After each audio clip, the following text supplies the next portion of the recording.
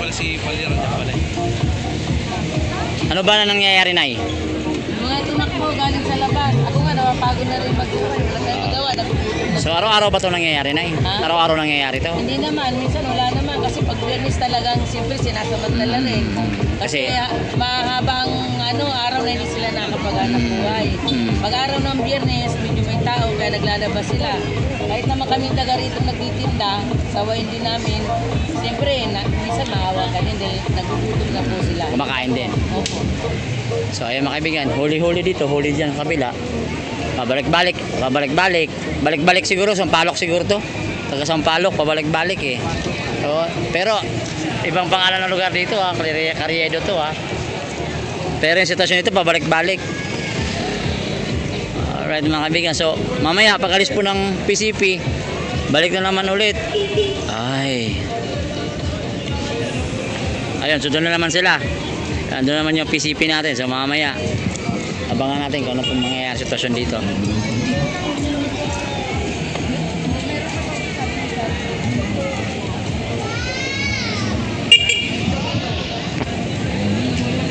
Ang kaibigan, ito tayo ngayon sa may Quiapo, okay, sa may Doroteo, sa may Carriedo.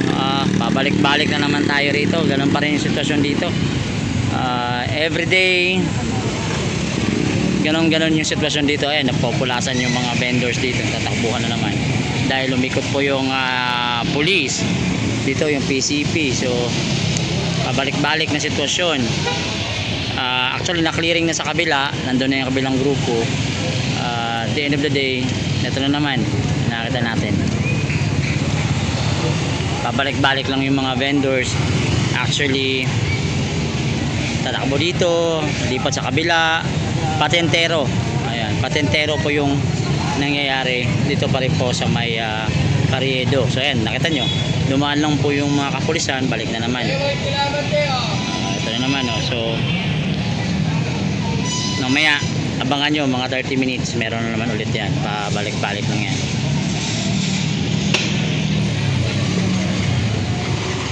So how sad na nangyayari yung ganitong sitwasyon. Ayan po yung kapulisan natin. Ayan, check yung bawat area. So pabalik-balik na talaga.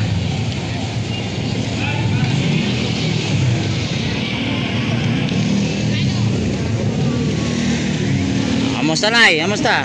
Patentero na yan. So yan nga, sabi ko nga, patentero, pabalik-balik lang. Pagdaan ng hawkers, pagdaan ng pulis, balik na naman rito, ikot na sa kabila.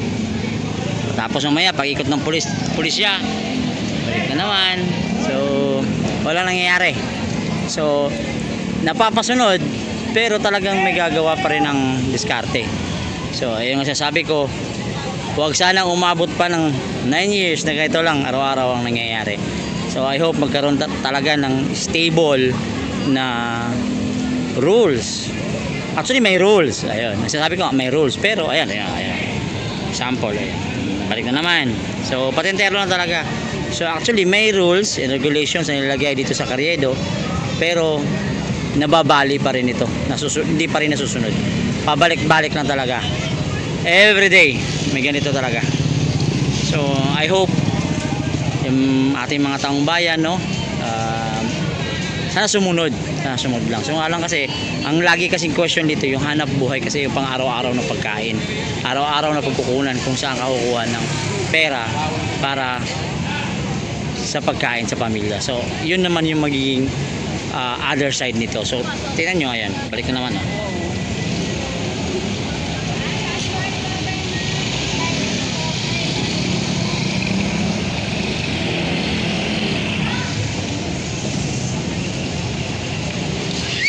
pag ikot ng pulis doon sa side na yon, dito naman sila lilipat sa side na to. So ayan na example na yung pabalik-balik na talaga.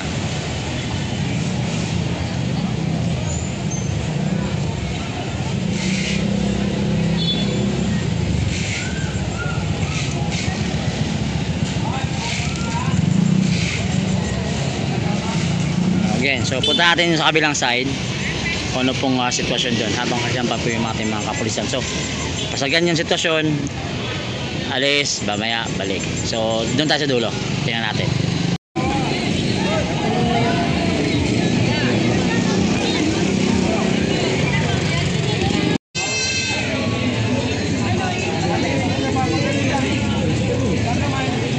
So ayan nga, sinasaway din ng mga tao rito na bawal na silang magtago dyan. Yun nga lang kasi siyempre ayaw din nila ng gulo, so, nagkakaroon din ng konting hesitation yung ibang mga babae natin na sawayin din yung ating mga ibang mga vendor. So ito nga yung problema, lagi ko sinasabi, pag ang pinag-uusapan ay laman ng tiyan, talagang ganito yung mangyayari. So everyday man ginagawa, pabalik-balik lang din. So baka hanggang 9 years to ganito, pabalik-balik. Cat and mouse. Oh, yes. So, Tom and Jerry. So wag naman sana umabot pa ng 9 years. Ayan, nabalik na naman. Makakapwesto lang ulit. Oh. Kita mo? Ito, kita niyo yun? Mga kaibigan, ganyan po yung sitwasyon dito. Pasok, labas, pasok, labas. Kasi ito nga, may mga establishments din tayo kasi nag-aalaw eh, no? Yun lang kasi, pinaprotektahan din kasi nila yung mga ibang mga vendors dito. So, wala mangyayari, pabalik-balik na talaga. So, may mga sumasaway, pero hindi naman pwedeng kalabanin nila, mag-aaway-aaway din. So, I hope masettle tong problema rito sa area ng Carriedo. Hindi lang Carriedo. Actually, marami din. Blumentritt, ganun din sitwasyon eh. So, I hope masettle to ng mas maayos. Actually, alam naman, di ba? Alam naman. Uy, kayo na naman.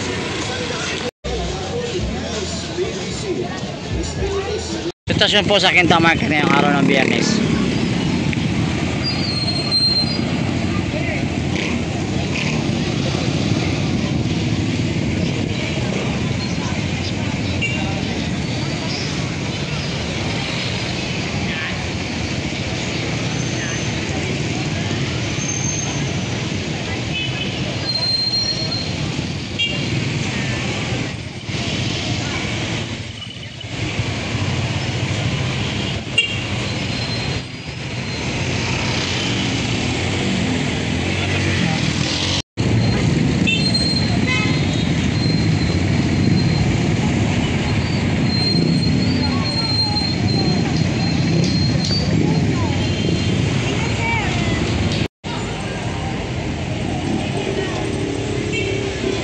Actually, kaka-clearing lang holo sa area na to. Ito yung sunod na nangyayari. After the clearing, balik.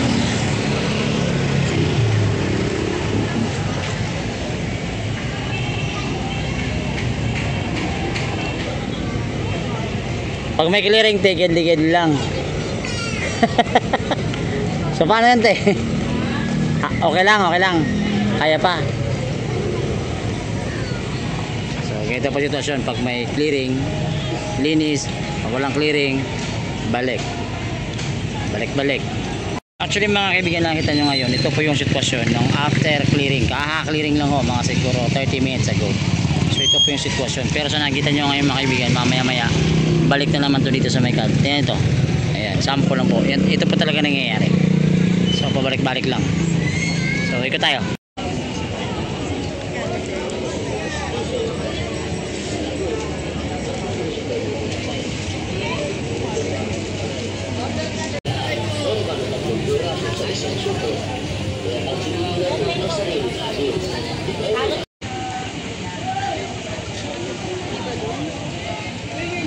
Si nanay nagmaritisan na yung tinda niya. Oh. Ayan din sa gitna pa po siya ng kalsada. Pero nakita niyo si nanay.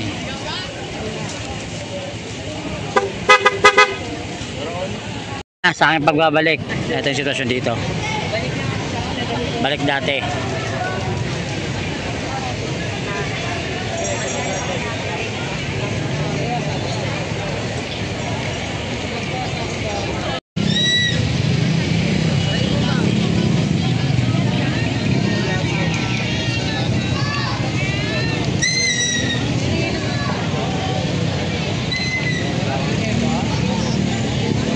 So wala lang katapusan ito mga kaibigan, pabalik-balik na talaga ito. Tingnan nyo, ayan na sila.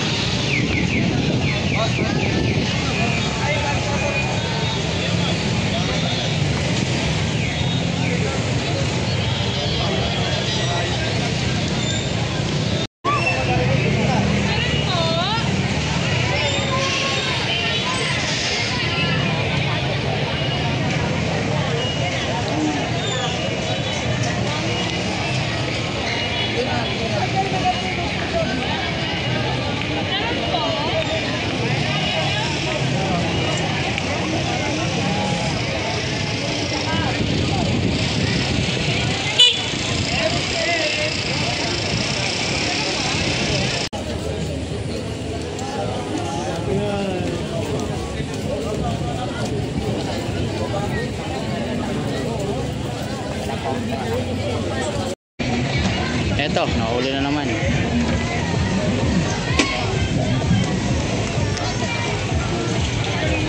Ayan, kasama pa ating mga kapulisan.